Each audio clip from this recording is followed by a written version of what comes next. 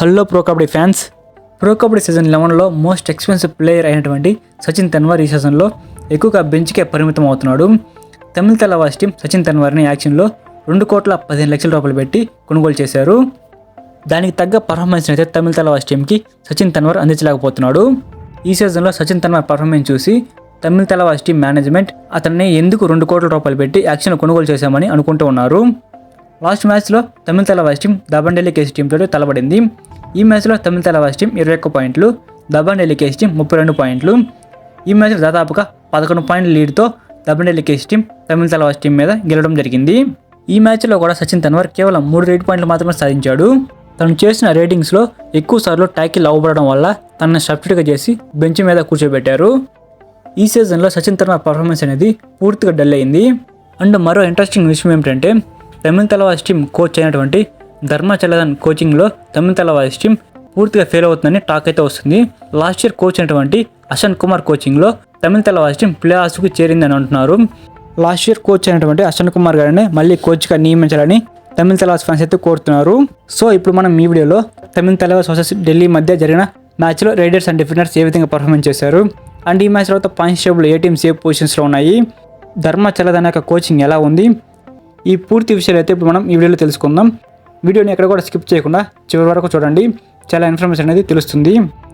ముందుగా తమిళ తలవాస్ యొక్క రేటింగ్ విషయానికి వస్తే వాళ్ళకి కెప్టెన్ అయినటువంటి సచిన్ తన్వార్ ఈ మ్యాచ్లో కేవలం 3 రేట్ పాయింట్లు మాత్రమే సాధించాడు. మొత్తం ఈ మ్యాచ్లో 7 రేట్లు చేస్తే 2 టచ్ పాయింట్లు 1 బోనస్ పాయింట్ సాధించాడు. అండ్ వాళ్ళ యొక్క సెకండ్ రైడర్ అయినటువంటి చందన్ రంజిత్ ఈ మ్యాచ్లో కేవలం 3 రేట్ పాయింట్లు మాత్రమే సాధించాడు. అండ్ మరో రైడర్ అయినటువంటి మొయిన్ ఈ మ్యాచ్లో 8 రేట్ పాయింట్లు సాధించాడు. మొయిన్ ఈ మ్యాచ్లోనే కాకుండా ఈ సీజన్ మొత్తం కూడా తమిళ తలవాస్ టీంకి బాగా పర్ఫార్మెన్స్ చేస్తున్నాడు. అండ్ వాళ్ళ యొక్క డిఫెన్స్ విషయానికి వస్తే అమీర్ ఈ మ్యాచ్లో 3 ట్యాకిల్ పాయింట్స్ సాధించాడు. అండ్ లెఫ్ట్ కార్నర్ డిఫెండర్ అయినటువంటి నితీష్ కుమార్ ఈ మ్యాచ్లో 1 ట్యాకిల్ పాయింట్ సాధించాడు.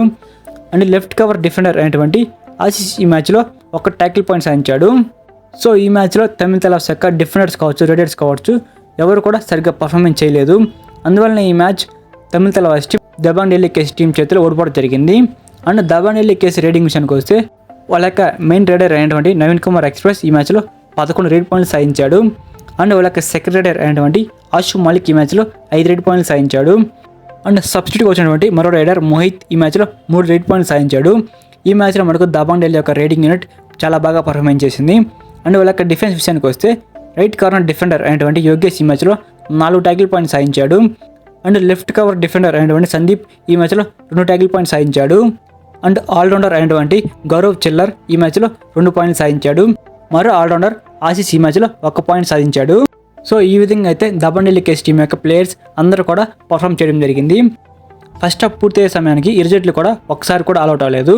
అండ్ సెకండ్ హాఫ్లో తమిళ తలవాస్ టీం ఒకసారి ఆల్అౌట్ అయింది. ఓవరాల్గా మ్యాచ్ పూర్తయ్యే సమయానికి తమిళ తలవాస్ టీం 21 పాయింట్లు, దబాండెల్లి కేసీ టీం 32 పాయింట్లు, 11 పాయింట్ల లీడ్తో దబాండెల్లి కేసీ టీం తమిళ తలవాస్ టీం మీద విజయం సాధించింది. సో ఈ మ్యాచ్ తర్వాత పాయింట్స్ టేబుల్ ఏ టీమ్స్ ఏ పొజిషన్స్లో ఉన్నాయని ఒకసారి చూసుకుంటే పాయింట్స్ టేబుల్లో ఫస్ట్ ప్లేస్లో హర్యానా స్టీలర్స్ టీం ఉంది. 15 మ్యాచ్లు ఆడితే 12 మ్యాచ్లు గెలిచింది, 3 మ్యాచ్లు ఓడిపోయింది. సెకండ్ ప్లేస్లో పాట్నా పైరేట్స్ టీం ఉంది. 15 మ్యాచ్లు ఆడితే 9 మ్యాచ్లు గెలిచింది, 5 మ్యాచ్లు ఓడిపోయింది, 1 మ్యాచ్ టైగా ముగించుకుంది.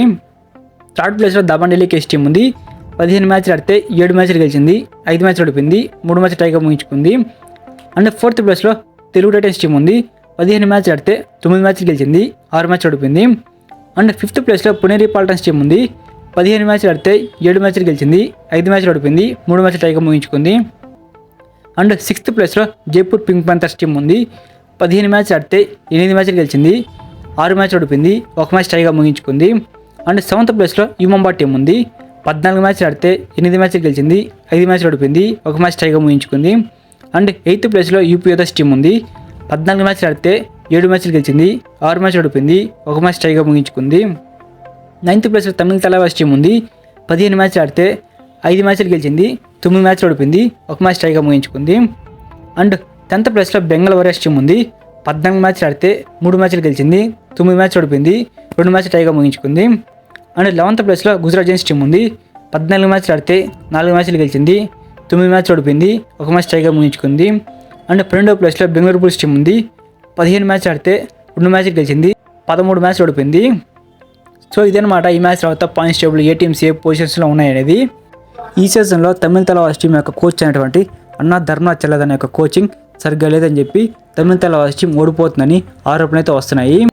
అందువలన ధర్మా చెల్లదాన్ని కోచ్గా తీసేసి లాస్ట్ ఇయర్ కోచ్ అయినటువంటి అశన్ కుమార్ గారిని కోచ్గా పెట్టాలని తమిళ తలవాస్ యొక్క ఫ్యాన్స్ అయితే అంటున్నారు. నాకు కూడా అదే కరెక్ట్ అనిపిస్తుంది. ధర్మా చెల్లదాన్ కంటే కూడా అశన్ కుమార్ గారే కోచింగ్లో బాగా చేశారు. అశన్ కుమార్ గారే తమిళ తలవాస్ టీం కోచింగ్లో మంచి రిజల్ట్స్ని అందించారు. సో తమిళ తలవాస్ టీంకి అశన్ కుమార్ గారే కోచ్గా కరెక్ట్ అని నేను కూడా అనుకుంటున్నాను. సో సచిన్ తన్వర్ అయితే లాస్ట్ సీజన్ ఇచ్చిన పర్ఫార్మెన్స్ అయితే ఈ సీజన్ ఇవ్వలేకపోతున్నాడు. లాస్ట్ సీజన్లో పాట్నా పైరేట్స్ టీం తరపున మెయిన్ రైడర్గా వ్యవహరించి పాట్నా పైరేట్స్ టీంని ప్లే ఆఫ్స్ వరకు చేర్చాడు. కానీ ఈ సీజన్లో మటుకు పూర్తిగా ఫెయిల్ అవుతున్నాడు. ఎక్కువ మ్యాచ్ అనేవి బెంచ్కే పరిమితం అవడం జరుగుతుంది. ఈ సీజన్ తనకి ఖర్చు పెట్టిన 2 కోట్ల రూపాయలు అనేది వృధా అనిపిస్తుంది. సో నా అభిప్రాయం ప్రకారం అయితే ఈ సీజన్లో సచిన్ తన్వర్ అయితే ఒక్క మ్యాచ్ కూడా సరిగ్గా ఆడలేదు. తనకి ఖర్చు పెట్టిన 2 కోట్ల రూపాయలు అనేది వృధానే అనిపిస్తుంది. సో దీనిపై మీ యొక్క అభిప్రాయం అయితే కింద కామెంట్లో తెలపండి. సో ఇదిగా ఈ వీడియో అయితే. ఈ వీడియో కనుక మీకు నచ్చినట్లయితే వీడియోకి లైక్ చేసి, సో ఇలానే మీరు డైలీ కబడ్డీ ఇన్ఫర్మేషన్ తెలుసుకోవాలంటే మన ఛానల్ని సబ్స్క్రైబ్ చేసుకొని పక్కన ఉన్న బెల్ సింబల్ తలన పెట్టుకోండి. Thank you for watching my video. Have a nice day guys.